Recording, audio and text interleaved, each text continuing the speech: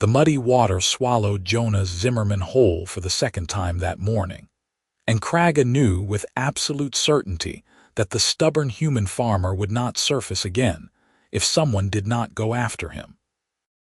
She stood at the edge of the crowd that had gathered along the riverbank, her green fingers gripping the rough bark of a willow tree as the spring floods churned past with terrifying speed. The Greenvale River had burst its banks 3 days ago after the mountain snows melted all at once, transforming the normally placid waterway into a roaring monster that had already claimed 2 bridges, a grain mill, and now threatened to take a man's life right in front of his neighbors. Jonas had gone under the first time trying to save his milk cow, which had been swept away from his flooded barn. He had managed to grab a tree branch and haul himself out, coughing and sputtering, while the cow disappeared around the bend. Then, before anyone could stop him, he had plunged back in when he spotted his younger brother's dog tangled in debris near the far bank. The retriever had somehow made it to safety on its own, scrambling up onto a fallen log. But Jonas had not been so fortunate. Someone has to help him.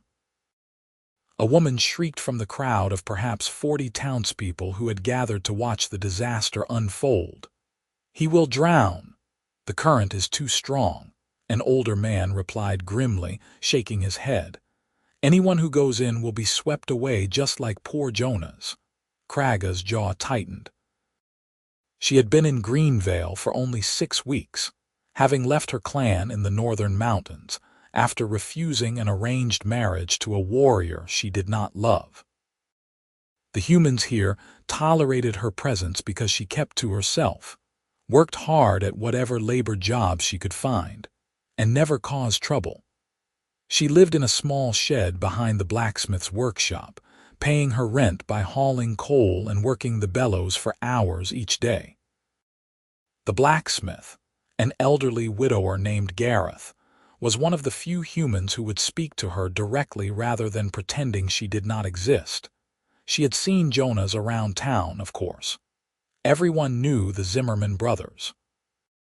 They ran a modest farm on the eastern edge of the valley, growing wheat and barley and keeping a small herd of dairy cows.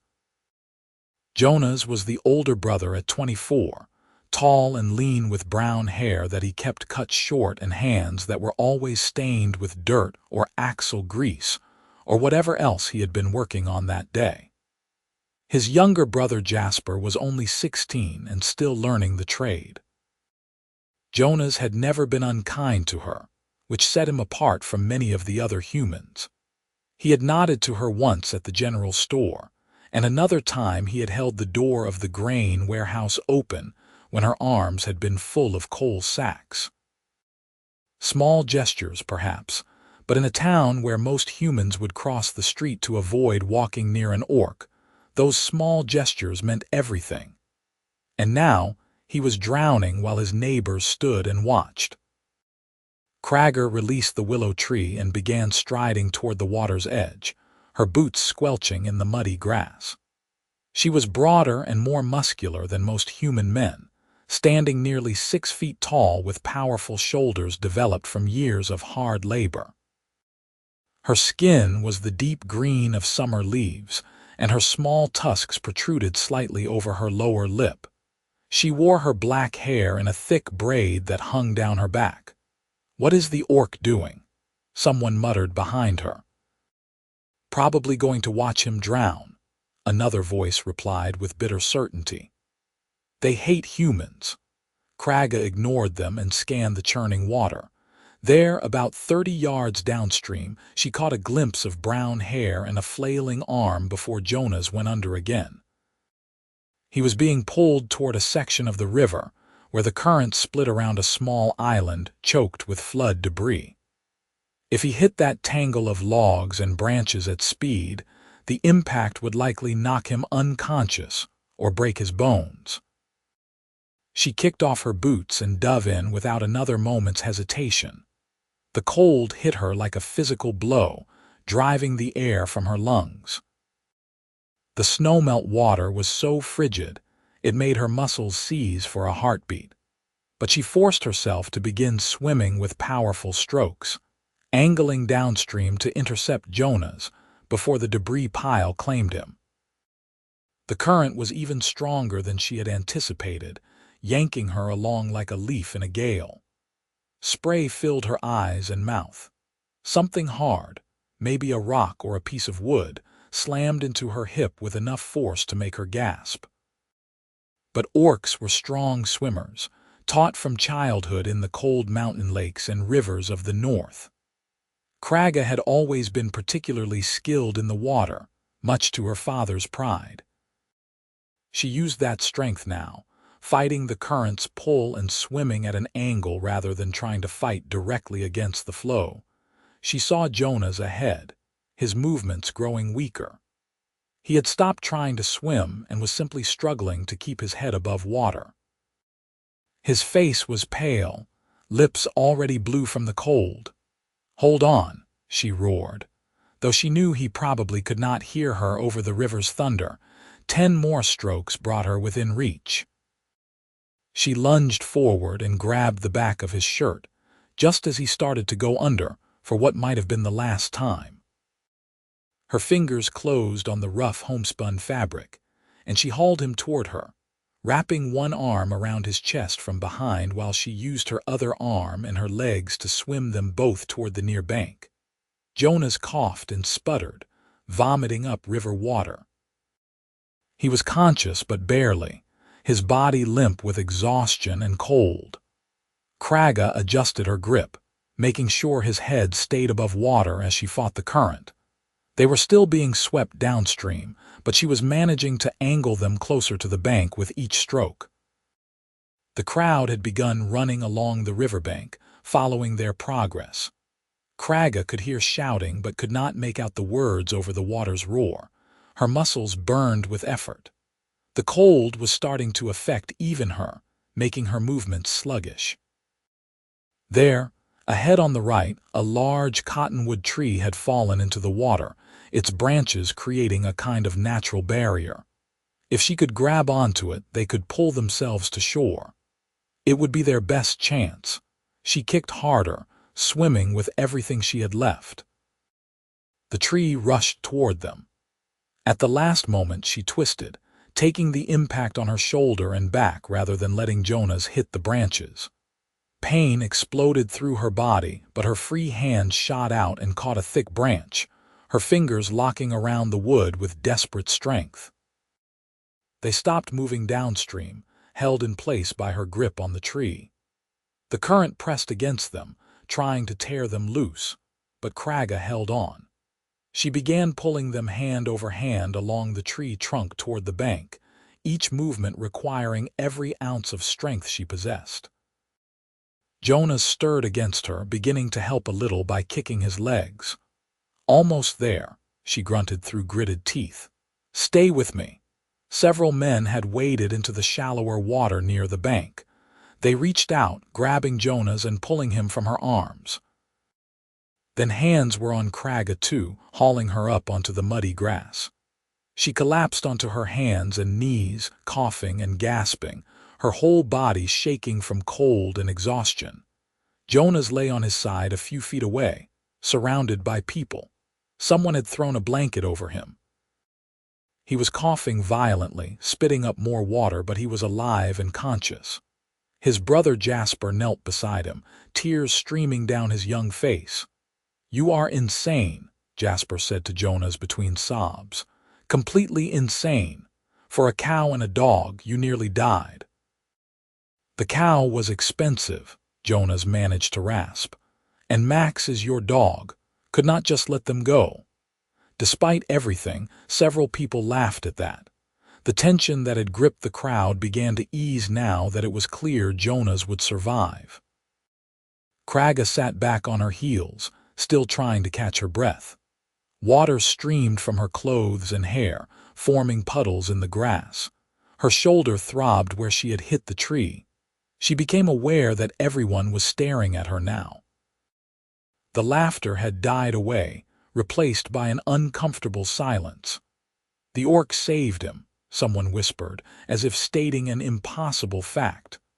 I saw it with my own eyes and still can barely believe it, another person replied. An older woman with silver hair approached cautiously, carrying a second blanket. She stopped a few feet from Kragga, then seemed to make a decision and came closer, draping the blanket around Kragga's shoulders. You were very brave, the woman said quietly. Thank you for saving that foolish boy. Kragga nodded, not trusting herself to speak yet. Her tusks always made her self-conscious when she talked to humans, as if the physical difference between their species became even more pronounced when she opened her mouth. Jonas had managed to sit up with his brother's help. He looked over at Kragga, his gray eyes meeting her dark brown ones. You saved my life, he said hoarsely. I do not even know your name. Kragga, she replied, her voice rough from the cold and exertion. Kragga, he repeated as if committing it to memory. Thank you, I owe you everything. She shrugged, uncomfortable with the attention. You needed help. I could swim well enough to provide it. Most people here can swim, Jonas said. None of them came in after me. That simple statement hung in the air, impossible to refute. Kragga saw several of the townspeople shift uncomfortably. Shame flickered across more than one face. We should get both of you somewhere warm, the older woman said briskly, breaking the awkward moment. The Zimmerman farm is closest. Can you walk, Jonas? I think so. Jonas climbed unsteadily to his feet with Jasper supporting him. He swayed but remained upright. He looked at Kragga again. Will you come, please? It is the least we can offer after what you did. Kragga hesitated. Going to a human's home felt dangerous in a way that jumping into a flooded river did not.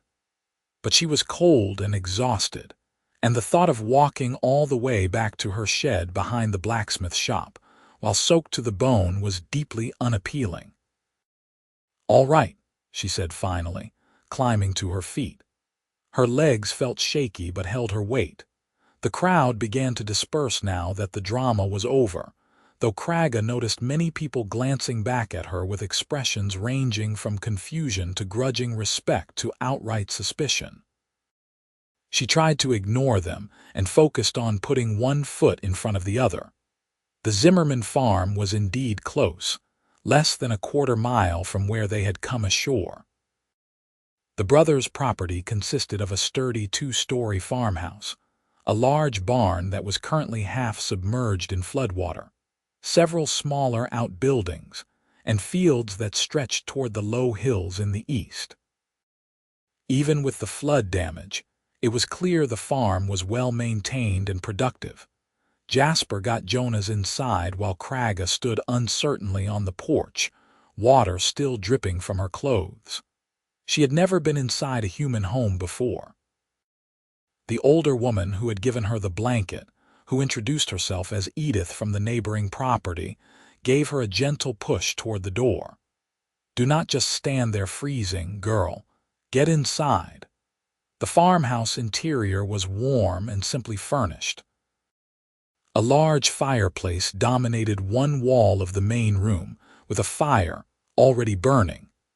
Jasper had guided Jonas to a chair near the hearth and was helping him out of his wet clothes. Edith immediately took charge, bustling about finding dry clothes and more blankets while directing both Jonas and Kragga closer to the fire. You, she said, pointing at Kragga, need to get out of those wet things before you catch your death. Jasper, do you have anything that might fit her? The young man glanced at Kragga, measuring her with his eyes.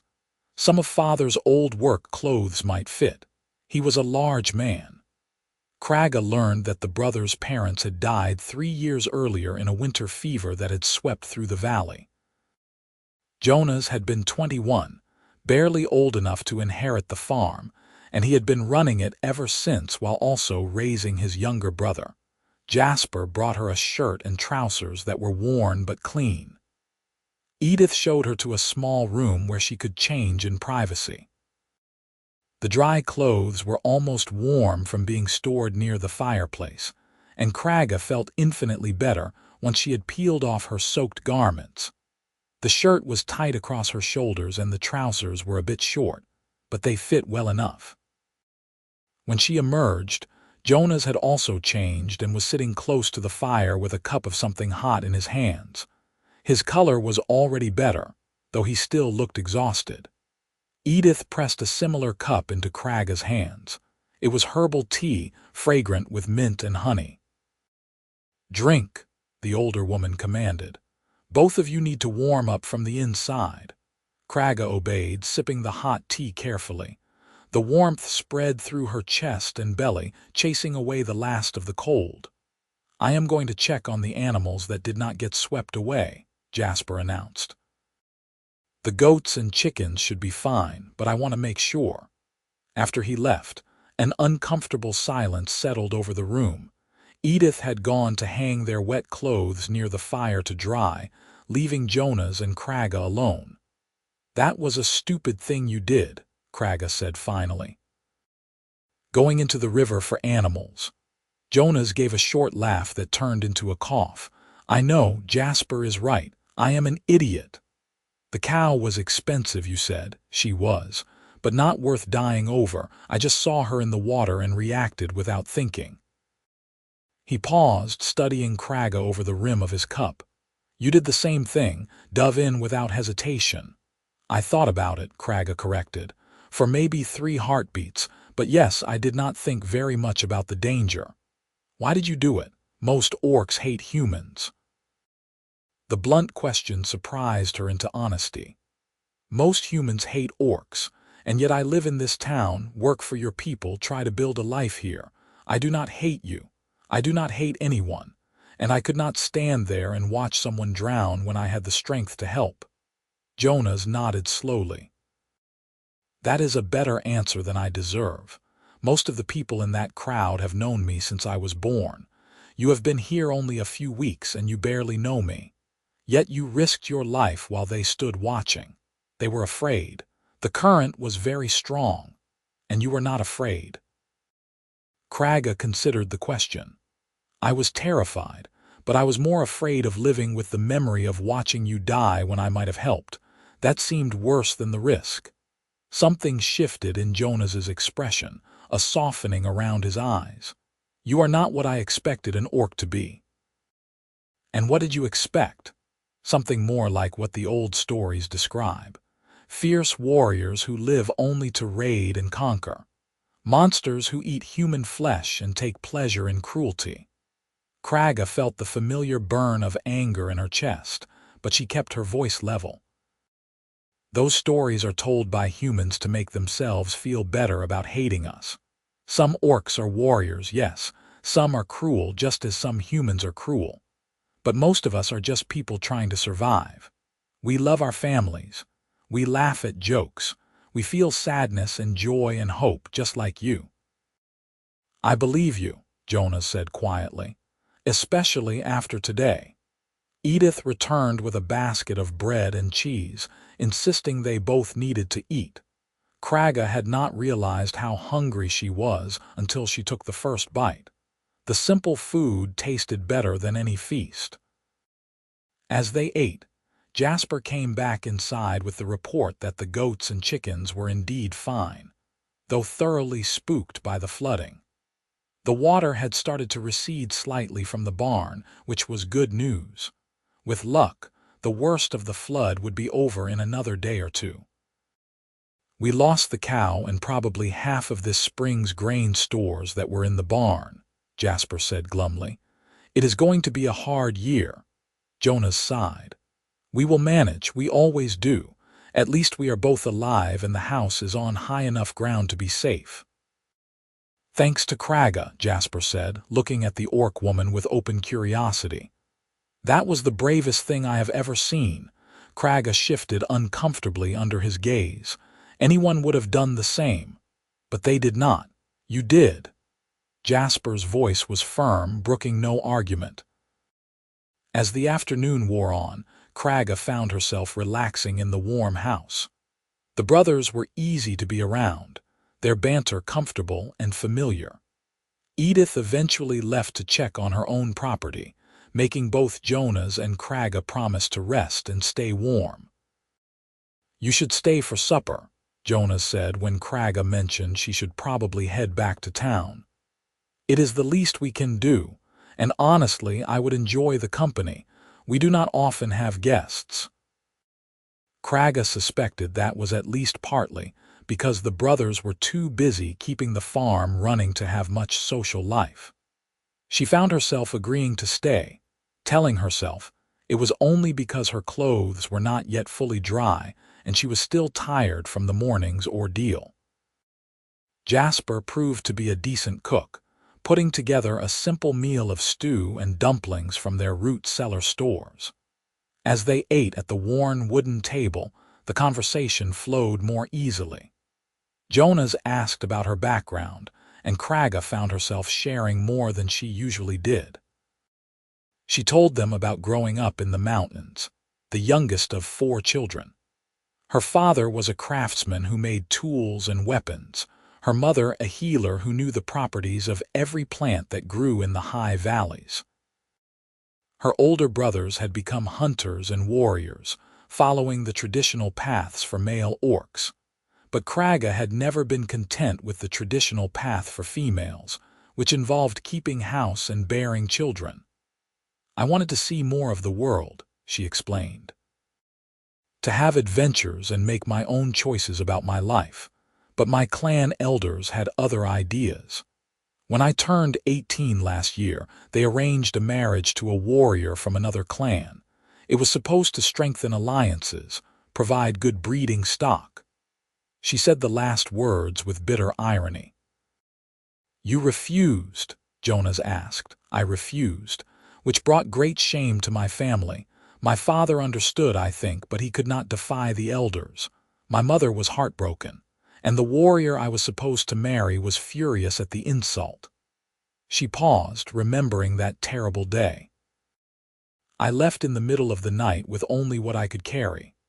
I have been moving from town to town ever since, trying to find a place where I can live on my own terms."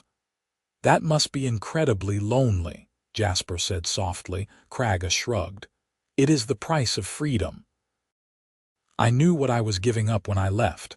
Jonas was quiet for a moment, his expression thoughtful. "What you did took courage, both the leaving and the way you have built a life despite how humans treat you. I admire that."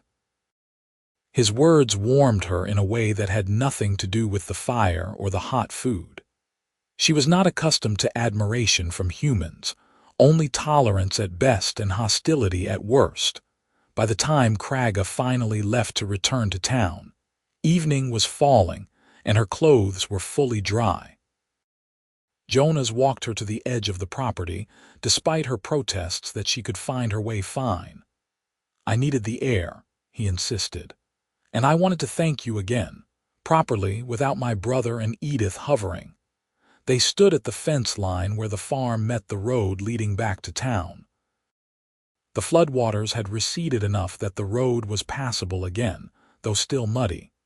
In the fading light, Jonas's face was shadowed, making it harder to read his expression. "You already thanked me," Kragga said. "Several times. Words do not seem adequate for a life debt." Jonas hesitated, then continued. "If you ever need anything at all, you come to me. Do you understand? You will always be welcome here." The intensity in his voice surprised her. "That is a dangerous promise to make." "Your neighbors already suspect you of being soft on orcs just for inviting me to supper. Let them suspect what they want. You saved my life at great risk to your own. That means something to me, even if it does not mean much to narrow-minded fools." Kragga studied his face, trying to determine if he truly meant it or if this was just the gratitude of the moment speaking, but his gray eyes were steady and sincere. "Thank you," she said finally. "I will remember your offer." She turned to leave, but his voice stopped her. "Kragga, will you come back? To visit, I mean. Even after your clothes are returned to you." He gestured at the shirt and trousers she still wore, having bundled her own wet things to carry back. Why would you want that? Jonas smiled, and it transformed his usually serious face. Because I enjoyed talking with you today. Because I would like to know you better. Because I think we could be friends if you are willing to give a foolish farmer a chance. Friends. The word was foreign and precious at the same time. Kragga had not had a real friend since leaving her clan. I will think about it, she said, which was not quite a yes but definitely not a no. The smile widened. Good enough for now. She walked back to town through the gathering darkness, her mind churning with thoughts and feelings she did not quite know how to process. The day had started with a flood and a rescue, and had ended with something she had not expected. Hope. The next several days passed in a strange blur. The floodwaters receded, leaving behind a mess of mud and debris that the whole town turned out to clean up. Kragga worked alongside everyone else, hauling damaged goods and helping to clear blocked drainage ditches. She noticed people treating her slightly differently, offering nods of acknowledgement or brief words of thanks for her labor. The change was subtle but unmistakable. Jonas and Jasper were busy salvaging what they could from their barn and trying to dry out the grain that had not been completely ruined. Kragga saw them in town a few times, and Jonas always made a point of stopping to talk to her, asking how she was doing and if she needed anything. These brief conversations always drew stares from other townspeople, but Jonas seemed unconcerned by the attention. A week after the flood, Kragga returned to the farm to give back the borrowed clothes, which she had washed and mended where the seams had been pulling. Jonas was in the barn repairing one of the stall doors when she arrived. He looked up at the sound of her footsteps and smiled that transforming smile again. You came back. I said I would return your clothes. She held out the neatly folded bundle. So you did. He took them but made no move to send her away. We are having some trouble with the barn roof. A section of shingles came loose during the flood and I cannot quite reach it safely on my own. Jasper is in town getting supplies. I do not suppose you would be willing to lend a hand. I can pay you for your time. Kragga looked at the barn roof, assessing the problem. It would be tricky work but nothing she could not handle. I do not need payment, but I will help. They worked together for the next several hours, with Kragga's height and strength making the roof repair much easier than it would have been for Jonas alone. They talked while they worked, and Kragga found herself relaxing into the easy rhythm of conversation. Jonas told her about his parents, about learning to run the farm, about his hopes of eventually expanding their operation to include sheep as well as cows. Wool would give us another income stream, he explained. And sheep are easier to manage than cattle in some ways. But it would require buying more land, and that takes money we do not have yet. You think long-term, Kragga observed. Most people I have met only think about surviving to next week. Growing up on a farm teaches you to think in seasons and years, Jonas said. You plant seeds in spring that you will not harvest until fall. You breed animals knowing their offspring will not be useful for months or years. Everything requires patience and planning. Kragga found that perspective appealing. Her own life had been so chaotic since leaving her clan, focused entirely on immediate survival. The idea of planning for a future beyond next month was almost foreign to her. When they finished the roof repair, Jonas insisted she stay for lunch. Jasper had returned from town and was clearly pleased to see Kragga again. The three of them ate together, and afterward, Kragga helped with some of the heavier lifting chores that the brothers needed done around the property. It became a pattern over the following weeks. Kragga would visit the farm every few days, ostensibly to help with this or that task, and she would stay for a meal and conversation. Jonas never asked her directly to come, but he always made it clear she was welcome. Jasper treated her like she was already part of the family, which was simultaneously comforting and terrifying. Kragga continued her work at the blacksmith shop, and Gareth noticed the change in her routine. "You have been spending time at the Zimmerman farm," he said one morning as she worked the bellows. It was not quite a question.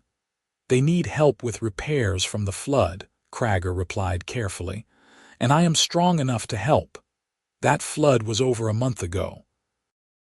Gareth's weathered face was thoughtful. "Jonas Zimmerman is a good man, but you should be careful. Not everyone in town is pleased about you spending time there." "I have not done anything wrong." "No, you have not, but that does not always matter to people who are determined to find fault." Gareth pulled a horseshoe from the forge and began hammering it into shape. "Just keep your eyes open, and if anyone gives you trouble, you come tell me." The warning proved prescient. A few days later, Kragga was in the general store buying supplies when she overheard two women talking in the next aisle. "It is shameful, that is what it is," one woman said in a voice clearly meant to carry. "A young man like Jonas associating with an orc, people will start to talk." "They already are talking," the second woman replied. "My husband says Jonas has her at the farm almost every day now. Who knows what they are doing out there without proper supervision? Disgraceful. His poor parents would be horrified. They raised him better than to consort with monsters." Kragga's hands tightened on the jar of honey she was holding. She carefully set it back on the shelf and walked out of the store without buying anything, unwilling to cause a scene. But the words burned in her mind all day: monsters, consort, disgraceful. She did not go to the farm that week, despite Jonas mentioning he could use help mending a fence line. She threw herself into her work at the blacksmith shop, taking extra shifts and staying late into the evening. Gareth said nothing, but she caught him watching her with sympathetic eyes. On the 6th day, Jonas came to town looking for her. She was behind the shop stacking firewood when she heard his voice calling her name.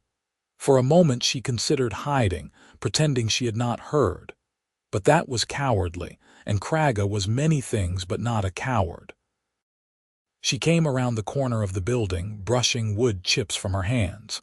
"Jonas." His face showed relief, quickly followed by concern. "I have not seen you all week. I was worried something had happened." "I have been busy here.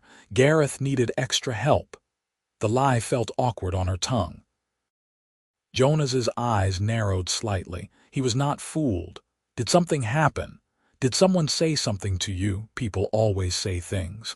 I am an orc living in a human town. I cannot control what they think or say." But something specific happened. It was not a question. Jonas took a step closer, his voice dropping. "Please tell me. If someone threatened you or hurt you, I want to know." The genuine concern in his voice made something crack in Kragga's chest. "No one threatened me. I just overheard some women at the store. They were talking about how disgraceful it is that you associate with me, how your dead parents would be ashamed." Jonas's expression hardened. "Who said that?" "It does not matter. They are not wrong. You are risking your reputation by being friendly with me. I should not have come to your farm so often. It was selfish of me." "Selfish?"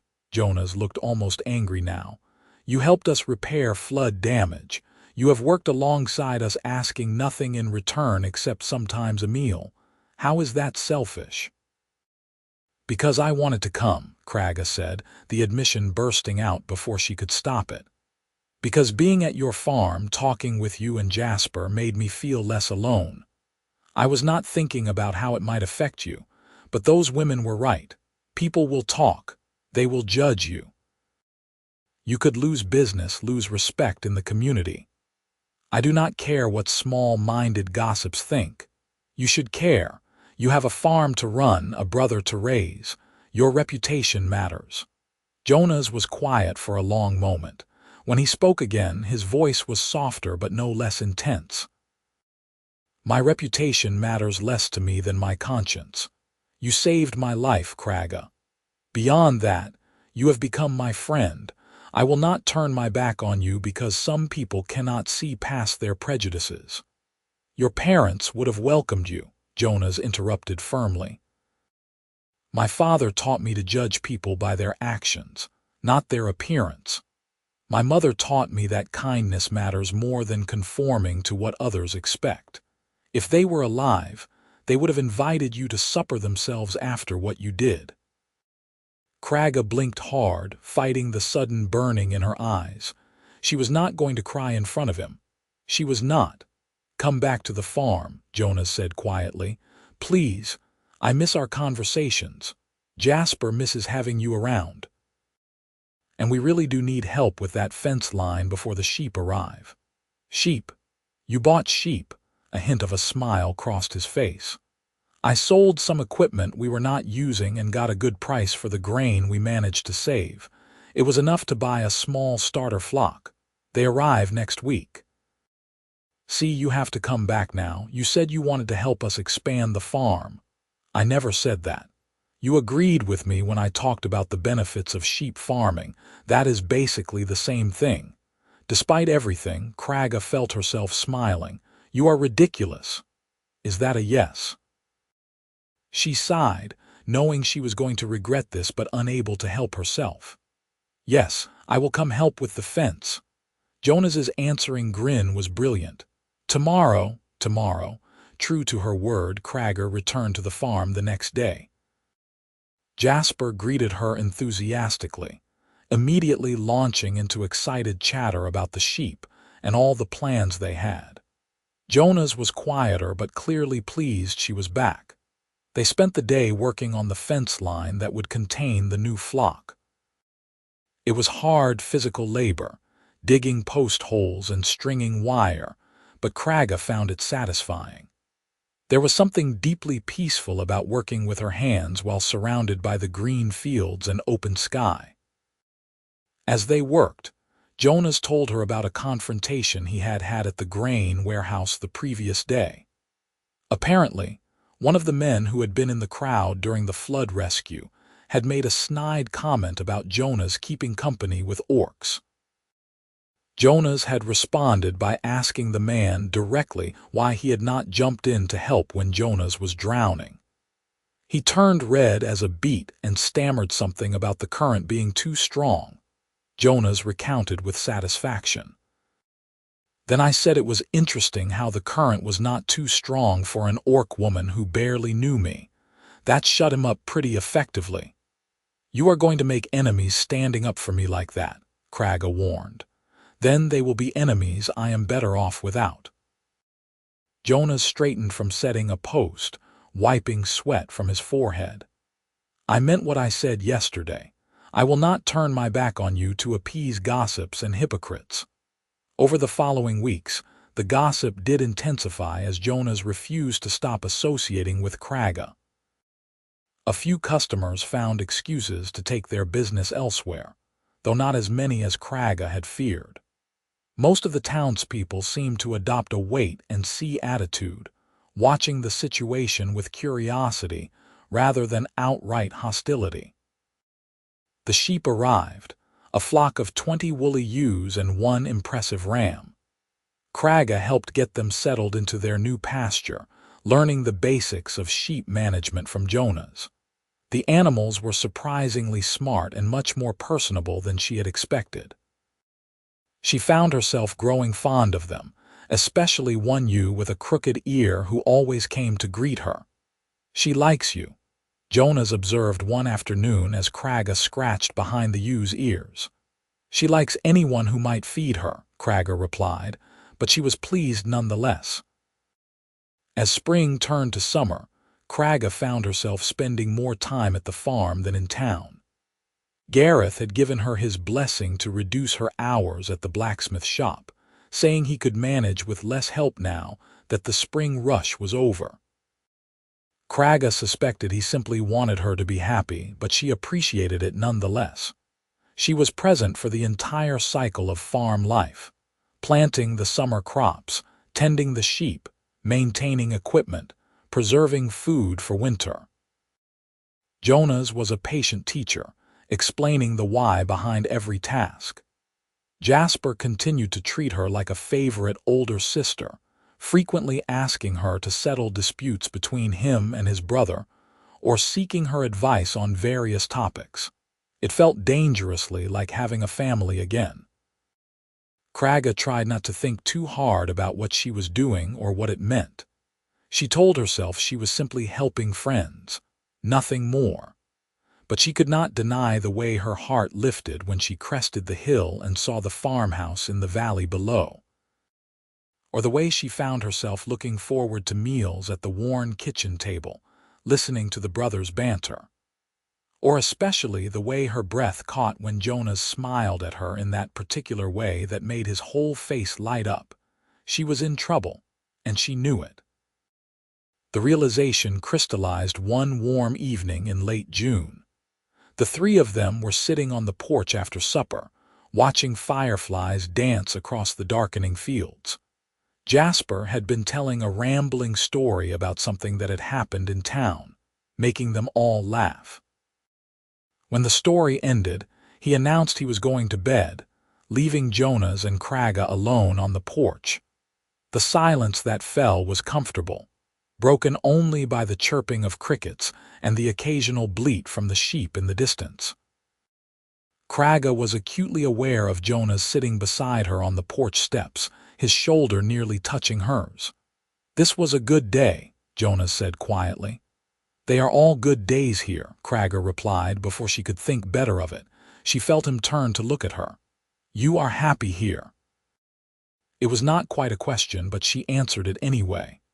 "Yes, more than I have been anywhere since I left my clan." "Then stay." Two simple words that made Kragga's heart stutter. "Stay, permanently. Move out of that shed behind Gareth's shop and live here. We have more than enough room. The house is too big for just Jasper and me anyway. And you are already here most days. It would be more practical." Practical. The word should have made the offer safe, businesslike, but there was something in Jonas's voice that suggested it was about more than practicality. "Jonas." Kragga said his name carefully, afraid of what she might hear in her own voice. "What are you asking?" He was quiet for a moment, seeming to gather his thoughts. "When you pulled me out of that river, you saved more than my life. You saved the farm because Jasper is too young to run it on his own. You saved my brother from being alone. You gave me a chance to continue the life my parents worked so hard to build." He paused. "But beyond that, you have become important to me in a way I did not expect. I look forward to seeing you every day. I enjoy your company, your perspectives on things, the way you make me laugh. This place feels more like a home when you are here." Kragga's heart was racing now. "Jonas, I am an orc. You are human. People already talk about us. If I moved here permanently, if we lived under the same roof, the talk would become accusations. They would assume the worst. Let them assume what they want. It is not that simple. You could be ostracized. Jasper could suffer for it too. Have you thought about that?" "Of course I have." Jonas's voice was firm. "I have thought about little else for weeks, and I keep coming back to the same conclusion. I do not care. I care about you. I care about having you in my life. Everything else is noise. You barely know me. I know you better than I have known most people in my entire life. I know you are brave and kind and stronger than anyone I have ever met, both physically and in spirit. I know you are loyal to those you care about. I know you see the world with clear eyes and do not flinch from hard truths. I know you make me want to be better than I am." He reached out slowly, giving her time to pull away, and took her hand. His skin was warm against hers. "I know that when I almost died in that river, the first thing I thought when I woke up safe on the shore was that I wanted more time. More days, more chances to live. And now that I have those days, I want to spend them with you." Kragga stared at their joined hands, her green fingers intertwined with his human ones. She should pull away. She should refuse. She should protect him from the consequences of caring about her. But she did not want to. "I care about you too," she whispered. "More than is wise. Then be unwise with me." Jonas's voice was almost pleading. "Stay, build a life here. Let us see where this goes." She looked up and met his eyes. In the fading light they were dark and earnest. She saw no hesitation there, no doubt.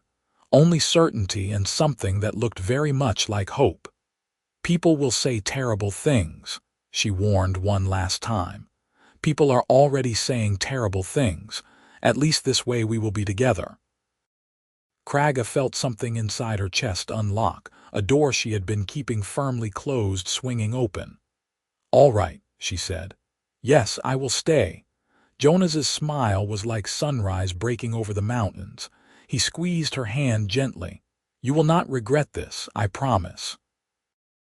"I already regret it a little," Kragga said, but she was smiling too. "You are a terrible influence. I learned from the best. You did jump into a raging river after all." They sat there for a long time, hands clasped, watching the stars emerge one by one in the darkening sky. Kragga felt something she had not experienced in over a year. A sense of belonging, of being exactly where she was supposed to be. The next few weeks were a whirlwind of change.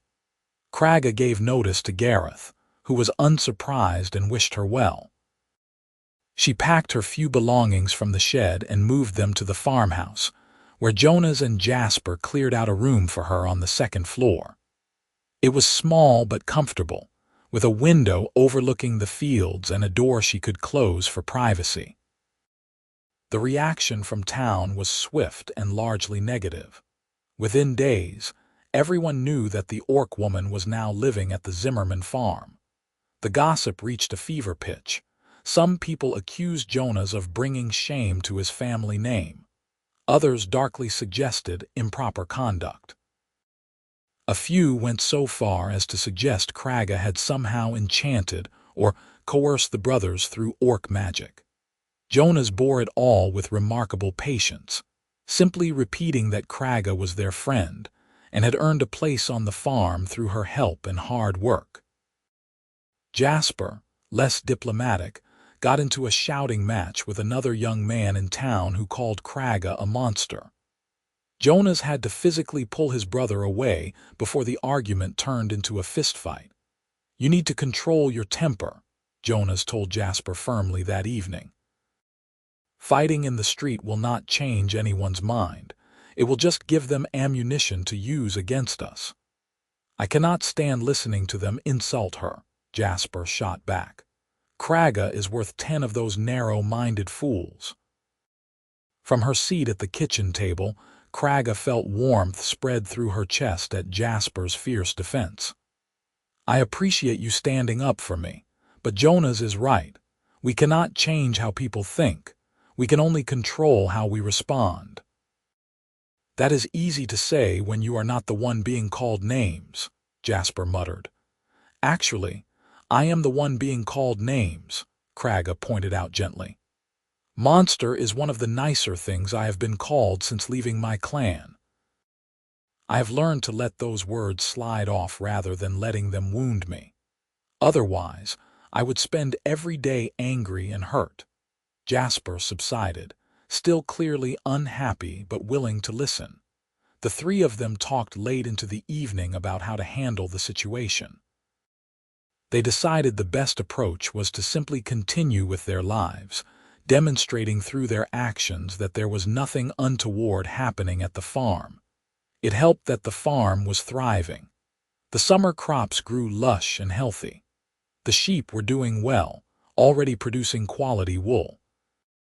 Jonas's reputation as a skilled and honest farmer was well established enough that most of his business contacts continued working with him despite their personal disapproval of his choices. But the social isolation was harder. Invitations to community events dried up.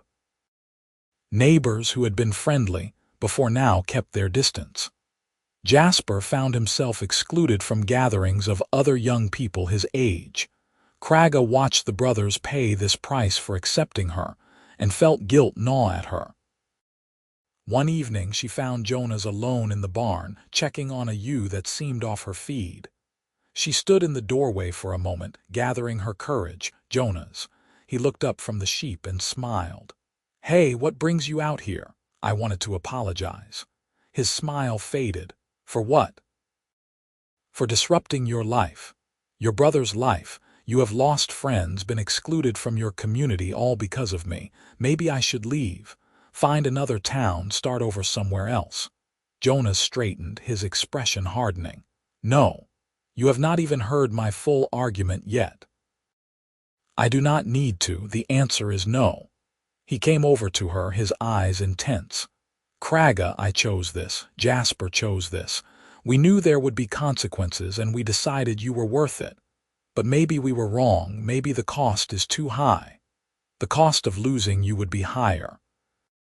Jonas reached out and took both her hands in his. "Listen to me. Yes, some people have turned their backs on us, and that hurts. But those people were never truly our friends if they could turn away so easily. The people who matter, the ones with actual integrity and compassion, they are still here. Gareth still trades with us. Old Edith still comes to visit. The miller still grinds our grain. We have not lost everything. We have just learned who our real allies are. Jasper has lost his social circle. That is not fair to him. Jasper can speak for himself about what is fair." Jonas's voice softened. "Please do not leave. I could not bear it." The raw honesty in his words made Kragga's breath catch. "I do not want to leave either, but I do not want to hurt you. You are not hurting me. You are one of the best things that has ever happened to me. Do you understand that?" She searched his face, looking for any sign of doubt or resentment. She found only sincerity and something deeper, something that made her pulse quicken. "I think I am falling in love with you," Jonas said quietly. "Actually, I do not think. I know. I love you, Kragga. I have for weeks now. Maybe since that first day when you sat at our kitchen table dripping wet and refusing to accept gratitude for saving my life, insisting you had only done what anyone would do even though we both knew that was not true." Kragga felt tears prick her eyes. "Jonas, I am an orc. You are human. Even if we both feel this way, what kind of future could we have? The world does not accept couples like us. Then we will change the world, or at least our corner of it." His grip on her hands tightened. "I am not asking you to marry me tonight or make some grand declaration. I just need you to know how I feel, and I need you to know that I do not regret any choice I have made regarding you, not one." The tears spilled over then, running down Kragga's green cheeks. "I love you too," she whispered. "I have tried so hard not to, but I do." Jonas made a sound that might have been a laugh or a sob. He pulled her into his arms, and she went willingly, burying her face against his shoulder. They stood there in the quiet barn, holding each other while the summer evening darkened into night around them. It was not a perfect moment. Kragga's tusks pressed awkwardly against Jonas's collar, and she had to be careful not to squeeze too hard with her superior strength. But it was real and true, and that mattered more than perfection. When they finally pulled apart, Jonas cupped her face in his hands, his thumbs gently wiping away her tears. "We will figure this out," he said. "Whatever comes, we will face it together." Kragga nodded, not trusting her voice. She leaned forward and pressed her forehead against his, a gesture of affection from her orc culture. Jonas seemed to understand instinctively, going still and quiet to receive the gesture of trust and intimacy. From that night on, their relationship shifted into something acknowledged and intentional. They were careful not to display too much affection in public, knowing it would only fuel the gossip further. But in private, at the farm, they allowed themselves to explore this unexpected love that had grown between them. Jasper was thrilled when he figured out what was happening. "Finally," he said with exasperation, "you two have been dancing around each other for months." I was beginning to think I would have to lock you in a room together until you figured it out." "Months," Jonas protested. "We have only known each other for a few months total." "Exactly. And you have been in love for most of that time. It was obvious to everyone except apparently you too." As summer deepened into late July and early August, life on the farm fell into a comfortable rhythm. Kragga handled many of the physically demanding tasks that had previously required both brothers working together, freeing Jonas to focus on the business and planning aspects of the operation.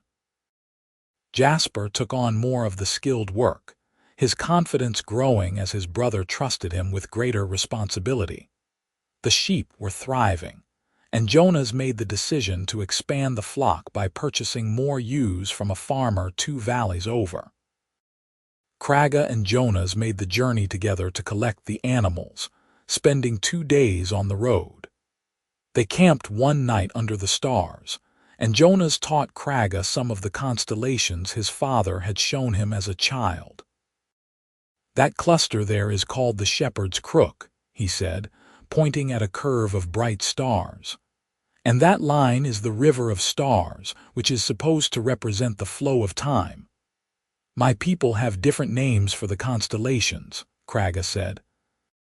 "That curve you call the Shepherd's Crook, we call the Great Tusk after a legendary warrior. And the River of Stars we call the Path of Ancestors, the road souls travel to reach the spirit realm." "I like that better," Jonas said. "It is more poetic." They lay side by side on their bedrolls, shoulders touching, and talked late into the night about their different cultures and backgrounds. Kragga shared stories from her childhood, and Jonas told her about growing up on the farm. It struck Kragga how much they had both lost, Jonas his parents and Kragga her entire family and clan, yet how they had found something new in each other. When they returned home with the new sheep, Jasper had news. A merchant from a town 3 days' ride to the south had stopped by the farm. He was interested in potentially buying their wool in bulk, having heard good things about the quality of their fleeces.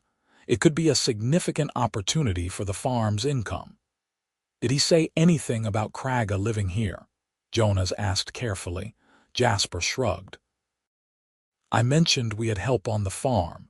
He did not ask for details, and I did not volunteer them. I figure if he cares more about who works here than the quality of our product, he is not someone we want to do business with anyway." Jonas and Kragga exchanged glances, communicating silently. They had learned to read each other well over the past months. Jonas gave a small nod. "Jasper is right," he said. "We will not hide you or pretend you are not part of this farm.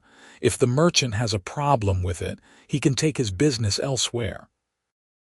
As it turned out, when the merchant returned the following week to finalize the deal, he barely blinked when introduced to Kragga.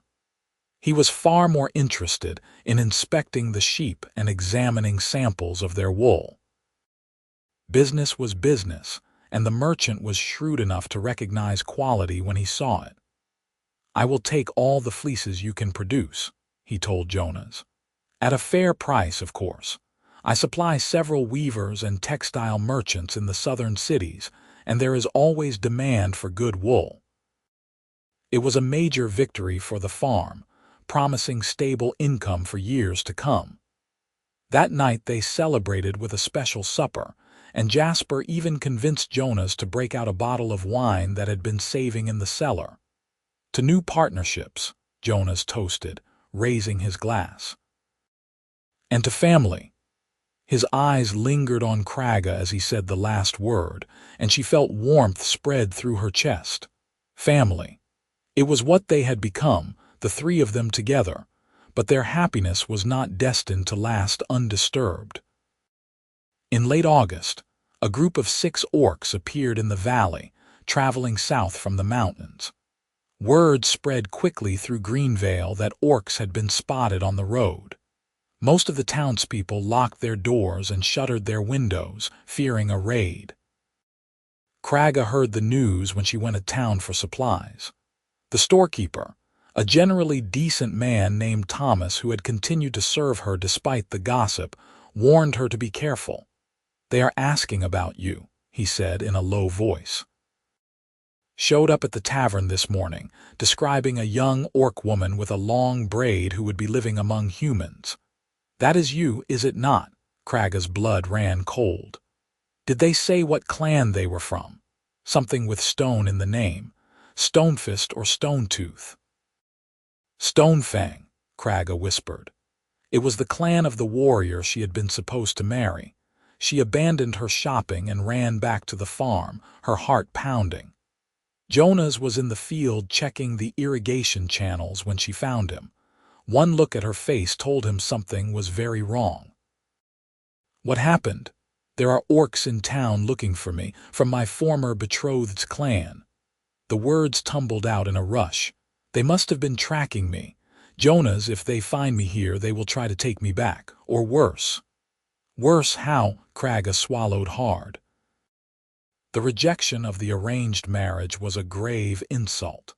"The warrior, his name is Gramash, he swore he would make me regret humiliating him. If his clan brothers have come to find me, it is not to talk." Jonas's expression hardened. "Then they will not take you. This is your home and you are under our protection. Jonas, there are 6 of them. Warrior orcs are trained from childhood to fight. You cannot stand against them. Maybe not alone, but I am not alone." Jonas started striding toward the house. "Jasper, we need to talk. Now." The 3 of them gathered in the kitchen, and Kragga explained the situation more fully. The arranged marriage, her refusal and flight, the warrior who had considered her his property. The very real possibility that these orcs would use violence to take her back or to punish her for her defiance. "We need a plan," Jonas said, his mind clearly working through the problem. "First, we are not giving you up. That is not negotiable. Second, we need allies. We cannot face 6 warrior orcs on our own." "Most people in town would be happy to see me taken away," Kragga pointed out bitterly. "Most, but not all." Jonas was already moving toward the door. "Jasper, stay with Kragga. Do not let her out of your sight. I am going to talk to some people." Over the next several hours, Jonas rode around the valley talking to their remaining friends and allies. Gareth, the blacksmith, agreed to stand with them immediately. Old Edith surprised them all by showing up at the farm with her 2 grown sons, both large men with experience in the town militia. A few other farmers who respected Jonas's integrity came as well, along with the merchant who had contracted for their wool, who happened to still be in town and was not about to let his new business partners be intimidated. By evening, there were 15 humans gathered at the Zimmerman farm, armed with whatever weapons they could muster. Axes, hammers, hunting bows, a few old swords. It was not much of a force, but it was more than Kragga had dared hope for. "Why are you doing this?" she asked Edith. "You barely know me." The old woman fixed her with a steely gaze. "I know you well enough. You saved Jonas when everyone else stood by and watched. You have worked hard and caused no trouble, and most importantly, this is your home now. We do not let outsiders come into our valley and take our people by force. Orc or human, you are one of us now." The simple declaration made Kragga's throat tight with emotion. She had not realized how much she had needed to hear those words. "You are one of us." The orcs arrived at sunset, marching openly up the road to the farmhouse. Kragga watched them approach from the porch, Jonas standing beside her and the other humans arrayed in a defensive line behind them. Her heart clenched when she recognized the leader, Gramash himself, nearly 7 feet tall with battle scars crisscrossing his arms and chest. His tusks were larger than hers, filed to points in the warrior tradition. The 5 clan brothers with him looked equally formidable. Gramash stopped at the fence line, his eyes locking onto Kragga. "So, the runaway bride has been found at last." I was never your bride, Grommash, Kragga replied, keeping her voice steady despite the fear coursing through her. I refused the marriage. That was my right. You had no right, Grommash snarled. The elders arranged our union. Your refusal brought shame on both our clans, but I am a generous male. I will forgive this disgrace if you come with me now. We will complete the marriage ceremony and your dishonor will be forgotten. No, Kragga said simply. I am not going anywhere with you. This is my home and these are my people. You have no claim on me. Grommash's eyes narrowed. Then he seemed to notice Jonas standing beside her, and his expression turned thunderous. You live with humans now. You share a home with these weak, soft creatures. His gaze raked over Jonas with contempt. This one in particular seems to think he has the right to stand at your side like a mate. Does he know what you are? Does he understand that orc females need strong males to properly discipline them? She does not need discipline, Jonas said, his voice cold. She is her own person capable of making her own choices, and she has chosen to stay here with us. You will respect that choice and leave peacefully. Grommash laughed, a harsh sound with no humor in it. A human presumes to tell me what I will do. You should be trembling in fear, little man. I could tear you apart with my bare hands. Probably, Jonas agreed calmly, but you would have to go through all of us first. And I do not think even 6 warriors can take on 15 determined people protecting their own. For the first time, Grommash seemed to truly notice the assembled humans. His eyes swept over them, assessing the threat. Kragga could see the calculations running behind his eyes.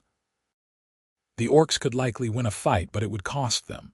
Several would be injured, possibly killed. And for what? Pride.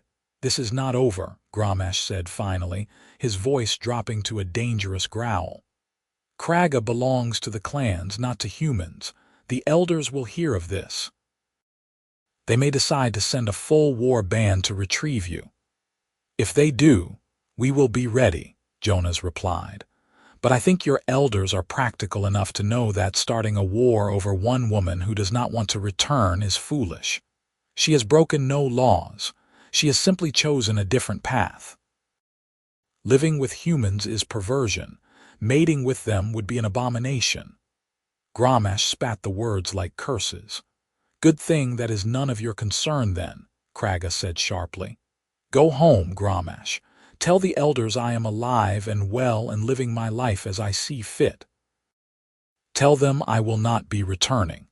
And tell them that if they send warriors to take me by force, they will be starting a conflict with the humans of this valley, who have shown me more honor and respect than my own clan ever did. The truth of that statement hung in the air. Grommash's face twisted with rage, but he could not refute it. He had come with warriors to forcibly take a woman against her will. The humans had gathered to defend her right to choose her own path. The moral high ground was clear. You are dead to the clans, Grommash said finally. When you die, your spirit will wander the path of ancestors alone, rejected by those who came before. That is the price of your betrayal. The words were meant to wound, and they did. To be cut off from one's ancestors was the worst fate an orc could imagine. But Kragga raised her chin and met Grommash's eyes without flinching. Then I will walk that path alone, she said. It is still better than a life bound to someone who sees me as property rather than a person. Grommash stared at her for a long moment, and Kragga thought she saw something flicker in his eyes. Hurt, perhaps, or the ghost of what might have been wounded pride beneath the rage. But then his expression hardened again. You have made your choice. Live with it. He turned to his clan brothers. We leave. This place and this female are not worth our time. The 6 orcs turned and marched back the way they had come, disappearing into the gathering darkness. No one moved or spoke until they were completely out of sight. Then, slowly, the tension drained from the assembled humans. Well, Gareth said into the silence, That could have gone worse. Someone laughed, breaking the spell. People began to relax, weapons lowering. Edith came forward and put a gnarled hand on Kragga's shoulder. You stood up to them well, girl. That took courage. I had help, Kragga managed to say, looking around at all the faces of the people who had stood with her. Thank you, all of you. I do not have words for what this means to me. You are welcome, Edith said simply. Now, I believe someone should put on some food and drink. After all that excitement, we have earned a proper meal. What followed was an impromptu gathering that lasted well into the night. People brought out food they had brought with them, and Jasper raided the farmhouse stores to add to the feast. Wine and ale appeared from various sources. The mood shifted from tense and fearful to celebratory, as it became clear the danger had truly passed. Kragga found herself the center of attention in a way that was overwhelming, but also deeply moving. People wanted to hear her story, to understand why she had left her clan, and what her life had been like before coming to Greenvale. She answered their questions as best she could, and in return learned more about the humans around her, their own stories and struggles. Jonas stayed close to her side throughout, his presence a steady comfort. At one point, when they had a moment of relative privacy near the porch, he took her hand. You were incredible, he said quietly. The way you faced down Grommash, the way you stood firm in your choice. I have never been more proud of anyone in my life. I was terrified, Kragga admitted. If you and the others had not been here, I do not know what I would have done. But we were here, and we always will be. Jonas hesitated, then continued. What Grommash said about you being dead to the clans, I know that must hurt. It does, Kragga said softly. More than I want to admit. My culture, my history, the traditions I grew up with, all of that is closed to me now. I will never see my family again. When I die, I will be a stranger on the path of ancestors. Jonas was quiet for a moment. Kragga, I do not know much about orc beliefs, but I know that family is not just blood. It is the people who stand beside you, who fight for you, who choose you. Everyone here tonight chose you. I choose you every day. Does that not count for something? Kragga looked at him, at his earnest face and gentle eyes, and felt something shift inside her. Yes, she whispered. It counts for everything. As the night wore on and people began to drift away to their own homes, Jonas pulled Kragga aside. They walked out to the sheep pasture where the animals were dark shapes in the starlight. I have been thinking, Jonas said carefully, about what Grommash said, about us being mates. Kragga's heart began to pound. What about it? He was trying to insult us to make it sound shameful. But the more I think about it, the more I realize I do not care what anyone else thinks. I love you, Kragga. I want to spend my life with you. I want to wake up every morning knowing you are here. I want to build a future together, you and me and Jasper and whatever else life brings us. He took both her hands in his, and even in the darkness she could see the intensity in his expression. I know we are different species. I know the world does not approve. I know there are traditions and customs we do not share.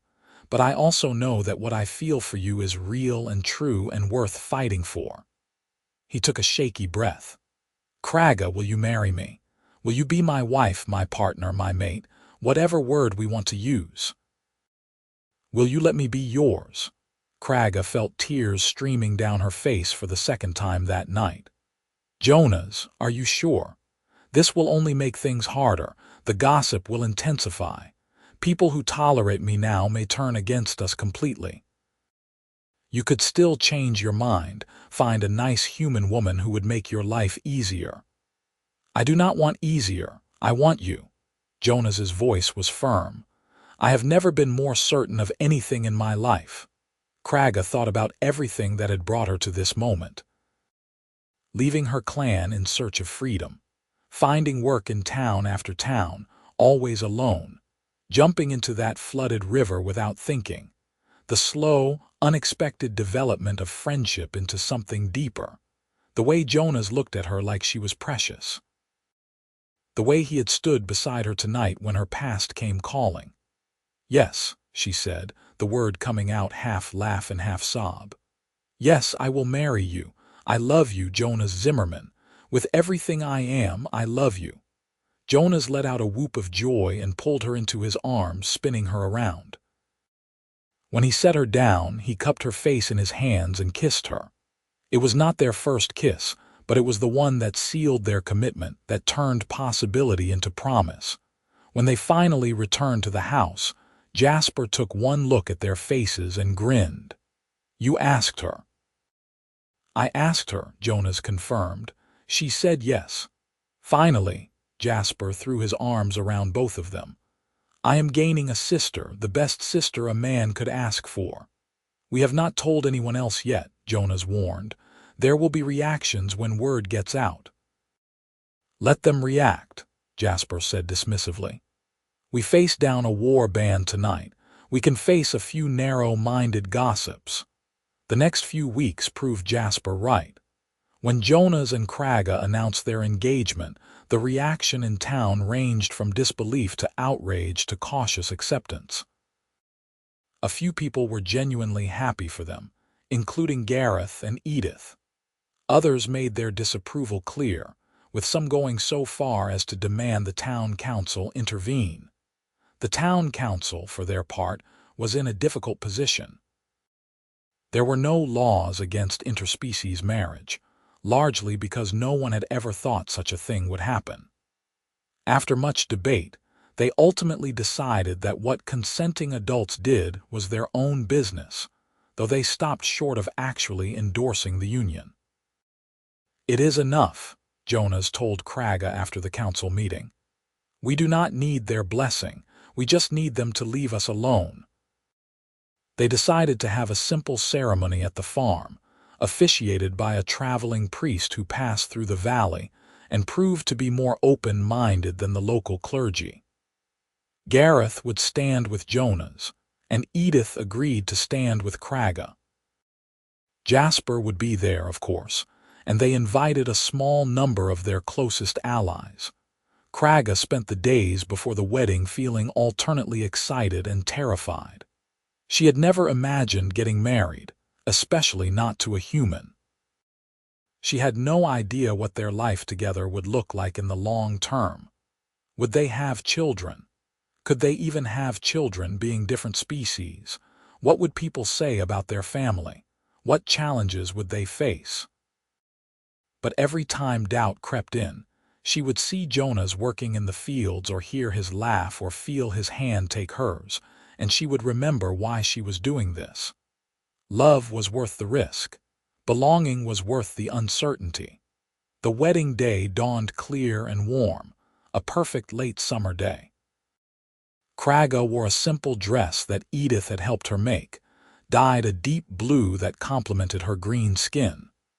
She left her hair in its customary braid but wove flowers into it, a compromise between her orc heritage and human tradition. When she walked out to the garden where the ceremony would take place, she saw Jonas waiting for her. He wore his best clothes, his hair neatly combed, his face nervous and hopeful. Their eyes met, and his entire face lit up with that smile she loved so much. The ceremony was short and simple. They exchanged vows they had written themselves, promising to stand together through whatever life brought. Jonas's vows spoke of choosing her every day, of building a life founded on mutual respect and love. Kragga's vows spoke of finding home not in a place, but in a person, of learning that family could be chosen as well as born. When the priest declared them married, Jonas kissed her gently while their small audience applauded. Kragga felt a sense of rightness settle over her, a certainty that this was exactly where she was meant to be. The celebration that followed was small but joyful. They ate good food, drank toasts, and danced in the garden as the sun set. Jasper gave a speech that made everyone laugh and cry. Edith presented them with a beautiful quilt she had made as a wedding gift, each square representing something from their story. A river for how they met, a sheep for the farm, two hands clasped for their partnership. As the evening drew to a close and the last guests departed, Jonas and Kragga found themselves alone on the porch, looking out over the farm that was now truly theirs together. "How do you feel?" Jonas asked, his arm around her shoulders. "Like I have finally stopped running," Kragga replied. "For the first time since I left my clan, I feel settled. I feel like I am home." "You are home," Jonas said firmly. "This is your place with me for as long as we both live." They stood there in comfortable silence, watching the stars emerge. Somewhere in the darkness, a sheep bleated softly. The crickets sang their evening song. The breeze carried the scent of earth and growing things. "I wonder what the future holds," Kragga mused. "What challenges we will face, what joys we will find." "Whatever comes, we will face it together," Jonas said. "That is all that matters." Kragga leaned her head against his shoulder, feeling the solid warmth of him beside her. He was right. They would face everything together. The gossip and prejudice, the hard work of running a farm, the uncertainties of their unusual marriage, all of it. But they would also face the good things together. The satisfaction of work well done, the pride in watching their flock grow, the comfort of coming home to each other at the end of long days, the joy of building a life with someone who truly saw and valued you. As autumn approached and the farm prepared for harvest season, life settled into a new rhythm. Kragga was now not just help on the farm but co-owner, making decisions alongside Jonas about the operation. Her name appeared on the property deed. She had legal standing as his wife, which afforded her protections she had never had before as a lone orc in a human community. The gossip gradually died down as people realized the marriage was genuine and permanent. Some townspeople remained hostile, but others slowly warmed to the unusual couple, especially as they saw how well the farm prospered under the three of them working together. In October, when the wool merchant returned to collect their fleeces and make payment, he brought news that other farms in the region were curious about how the Zimmermans had improved their sheep operation so quickly. Jonas had quietly begun consulting with other farmers, sharing techniques and advice. It was a way to rebuild bridges in the community, demonstrating his value and expertise. "People respect competence," Jonas explained to Kragga. "If I can help them improve their own farms, they have to acknowledge that I know what I am doing. And if I know what I am doing, maybe my judgment about you is not so flawed after all." It was a slow process, but it was working. By the time winter arrived, the Zimmerman farm was on solid footing both financially and socially. They were not fully accepted by everyone, but they were tolerated and even respected by most. On a cold December night, Kragga and Jonas sat by the fire while Jasper had gone to a social gathering in town, another sign that the young man was being welcomed back into his peer group. They were discussing plans for the coming year when Jonas brought up a subject they had been carefully avoiding. "I have been thinking about children," he said carefully. "I know we do not know if it is even possible for us to have them, but I wanted to talk about it." "What you want, what you hope for." Kragga was quiet for a moment, staring into the flames. "I do not know if I can bear children with you," she admitted. "Orcs and humans are similar in many ways, but we are different species. It may not be possible. And if it is not, if we cannot have children of our own, then we make a life anyway," Kragga said firmly. "There are other ways to have family. We could foster children who need homes, or simply continue as we are, you and me and Jasper. That is enough for me. You are enough." Jonas reached over and took her hand. "You are enough for me too, but I wanted you to know that if we could have children, I would welcome them. regardless of what they looked like or what people might say. They would be ours, and that is all that would matter. The conversation was interrupted by a knock at the door.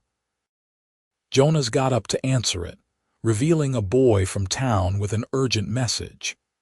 Gareth's shop had caught fire, and they needed help to fight the blaze. Without hesitation, Jonas and Kragga grabbed their coats and ran toward town. When they arrived, flames were shooting from the roof of the blacksmith shop.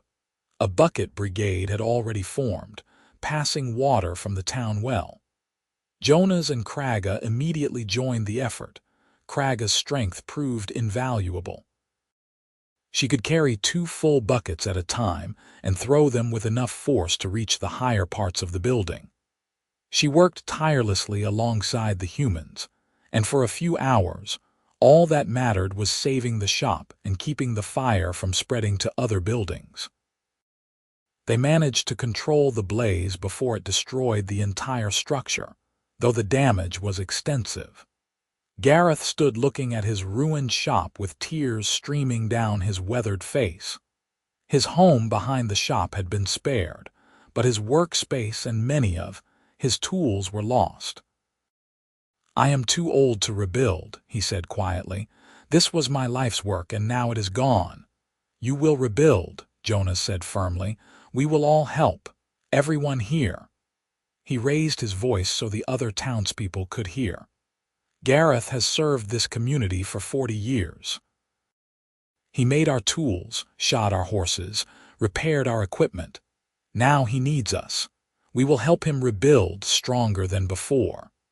There was a murmur of agreement from the crowd. Even those who had been most critical of Jonas and Kragga nodded in acknowledgement. The fire had reminded everyone that they were part of a community, and communities took care of their own. Over the next several weeks, true to Jonas's word, the town came together to help Gareth rebuild his shop. People donated materials, labor, and time. Jonas and Jasper spent days working on the reconstruction. Kragga was there too, her strength making many tasks easier. It was during this time that the final barriers truly began to crumble. Working side by side with Kragga, people got to know her as an individual rather than just the orc. They saw her work ethic, her kindness, her quick mind and sense of humor. She became familiar rather than foreign, a person rather than a category. By the time spring returned and the world greened up again, Kragga had achieved something she had never dared dream of: genuine acceptance in a human community. Oh, there were still some who disapproved or kept their distance. But most of the townspeople had come to see her as simply Kragga Zimmerman, the farmer's wife who had helped save Gareth's shop and who grew excellent wool, and who had once dove into a raging river to save a man's life. On a warm afternoon in late April, Kragga was working in the garden behind the farmhouse when she felt a strange flutter in her abdomen. She froze, her hand going to her belly. There it was again, a definite movement that was not her own. She stood slowly, her mind racing. It was not possible. Or was it? She tried to remember when her last bleeding had been and realized with a start that it had been months. She had attributed the absence to stress or some change in her body from living among humans. But this was something else entirely. She found Jonas in the barn and pulled him aside, her voice shaking. "Jonas, I think I might be pregnant." His eyes went wide. "Are you sure?" "Not entirely. But I have not bled in months and I just felt something move inside me, something that was not me." Jonas sat down heavily on a hay bale, looking stunned. "A baby. We are going to have a baby." "Maybe," Kragga cautioned. "We do not know what this means, if it is even possible, what kind of child we might have, whether they will be healthy."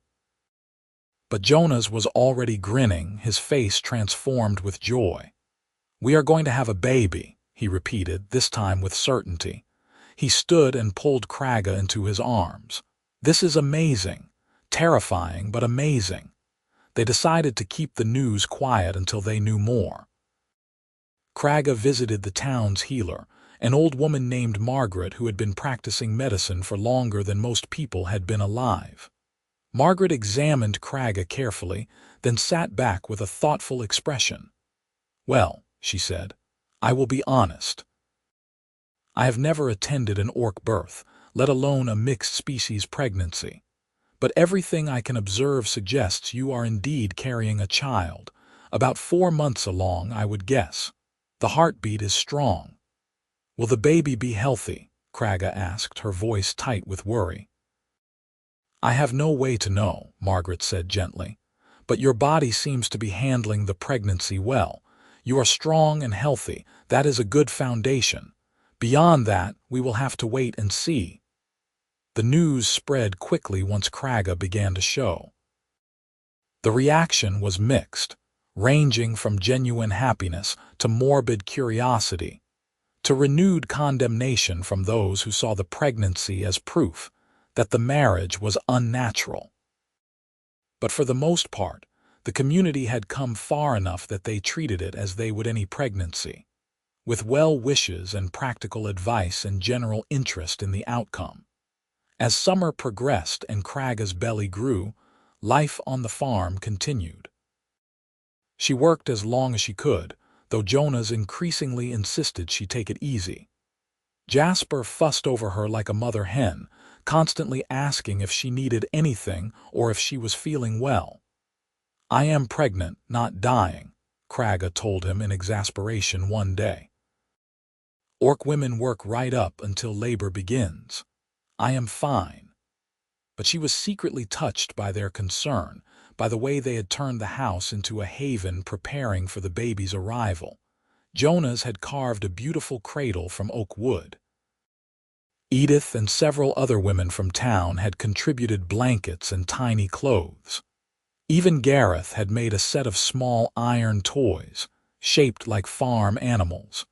In early September, on a day when the autumn colors were just beginning to touch the trees, Kragga went into labor. It was a long process, lasting through the night and into the next day. Margaret attended her, with Jonas holding her hand through the worst of the pains. "You are doing wonderfully," Margaret kept saying. "Just a bit more. You are almost there." Finally, as the sun reached its peak in the sky, Kragga gave a final push and felt the baby slip free. There was a moment of terrible silence, and then a strong, healthy cry filled the room. "A girl," Margaret announced, her voice filled with awe. "A beautiful, healthy girl." She placed the baby on Kragga's chest, and Kragga looked down at her daughter for the first time. The baby had skin that was a lighter shade of green than Kragga's own, halfway between green and the peaky tone of human skin. Her ears were slightly pointed, but not as pronounced as Kragga's. She had tiny tusks just beginning to emerge and a full head of dark hair. She was perfect. Absolutely perfect. "Hello, little one," Kragga whispered, tears streaming down her face. "Welcome to the world." Jonas was crying too, reaching out to gently touch his daughter's tiny hand. She immediately gripped his finger with surprising strength. "She is amazing," he said hoarsely. "You are amazing. Look what we made." They named her Alora, a name that worked in both orc and human languages.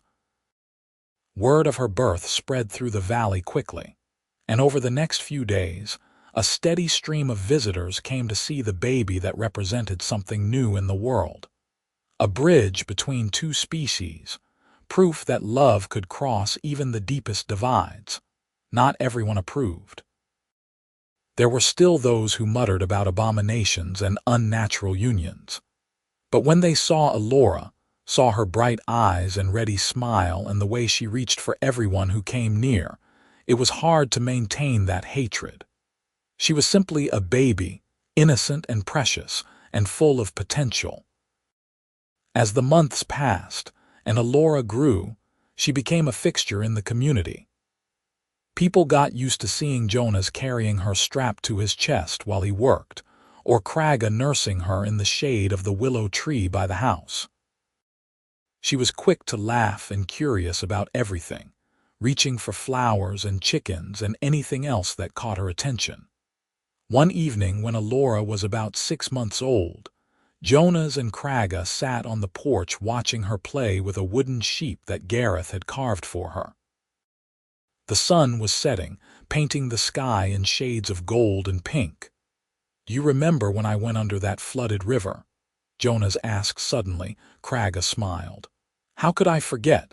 It was the day we met, the day you almost died being a hero to a cow and a dog." "I was thinking about what went through my mind when I was drowning," Jonas continued. "I remember the cold and the water filling my lungs and thinking this was it. This was how my story ended. I was going to die at 24 in a flooded river, and all my plans and dreams were going to die with me." He turned to look at Kragga, his eyes warm. "And then you dove in. You saved me. And everything that has happened since that moment, everything good in my life now, exists because you did not hesitate, because you were brave enough to act when everyone else just watched." "Where is this coming from?" Kragga asked softly. "I was just thinking about how many moments in our lives can change everything. How one decision, one action can set you on a completely different path." He reached over and took her hand. "If you had not saved me that day, I would not be here. We would not be married. Alora would not exist. None of this would be real." Kragga squeezed his hand. "And if you had not welcomed me into your home that day, if you had not insisted I stay for supper and asked me to come back, I would have moved on to another town. We would never have become friends, let alone fallen in love." "So we both took chances," Jonas said. "We both chose to reach out across the divide." "We did." Kragga looked out at the farm, at the fields they had planted together, and the sheep grazing in the distance and the house that had become their home. "And look what we built." Alora made a happy gurgling sound, waving the wooden sheep triumphantly. Both her parents laughed. "We built something worth building," Jonas said. "A family, a home, a future. Together," Kragga added. "We built it together." As the stars began to emerge and the evening chorus of crickets started up, Jonas and Kragga sat in comfortable silence.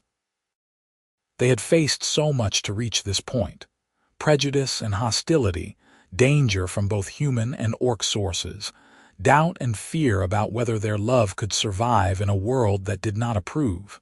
But they had persevered. And in doing so, they had not just built a life for themselves.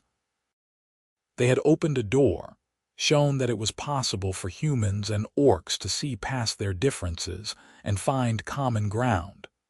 Other interspecies friendships had begun to form in the valley, inspired by their example. People were questioning old prejudices, reconsidering assumptions they had held all their lives. It was not perfect. There was still plenty of mistrust and suspicion on both sides. But it was a start. And sometimes a start is all you need. "What are you thinking about?" Jonas asked, noticing Kragga's contemplative expression. "I am thinking about paths," Kragga replied. "The one I left when I fled my clan and the one I found here with you. I am thinking about how sometimes the hardest choices lead to the best destinations. You ever regret it?" "Leaving your clan, giving up your culture," Kragga considered the question seriously. "I regret the pain it caused my family. I wish I could have left on better terms. But no, I do not regret the choice itself, because it led me here to you, to this life. How could I regret that?"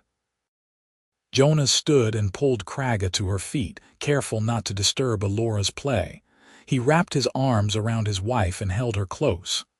"I love you," he said simply. "For your courage, for your heart, for everything you are. I love you." "And I love you," Kragga replied, resting her head against his chest and listening to the steady beat of his heart. "My brave, stubborn farmer who went under the flooded river twice. My partner. My home." They stood there holding each other as the night deepened around them, their daughter playing at their feet, their farm stretching out into the darkness. It was a quiet moment, unremarkable in many ways, but it was also everything. This was what they had fought for, the simple peace of an ordinary evening with the people they loved, the freedom to exist together without fear, the knowledge that they belonged to each other and to this place they had made their own. In the years that followed, the Zimmerman farm continued to thrive. Jonas and Kragga raised Elora together, teaching her about both her human and orc heritage. 2 years after Elora's birth, they had a son whom they named Joshua. He had his father's gray eyes and his mother's strength, and he followed his sister everywhere from the moment he could crawl. Jasper eventually married a young woman from a neighboring farm, someone who had been among the humans standing with them the night they faced down Gramash's war band. He built a house on the edge of the property, close enough to help with the farm but far enough to have his own space. The story of Jonas and Kragga became part of the valley's history, told and retold over the years. The man who went under the flooded river twice, and the orc woman who dove in while the whole town watched. It became a legend of sorts, a reminder that courage takes many forms and that love can flourish even in the most unlikely circumstances. Years later, when Jonas and Kragga were older and their children were grown, they would sit on that same porch and watch the sun set over the farm they had built together. And they would remember that spring day when the river flooded and changed everything. "You think you would do it again?" Jonas asked once, his hair now streaked with silver. Knowing everything that would follow, all the hardship and struggle, would you still dive in? Kragga did not hesitate. Every single time. For you, for us, for this life we made. Every single time. Jonas smiled and took her hand, his fingers intertwining with hers just as they had that first night on the porch when everything was new and uncertain. "Good," he said, "because I would go under that river 100 times if it meant finding you." And there, in the golden light of evening, with their farm thriving around them and their family gathered close, Jonas Zimmerman and Kragga Zimmerman lived exactly the life they had chosen. Together, despite everything, building something beautiful from courage and love.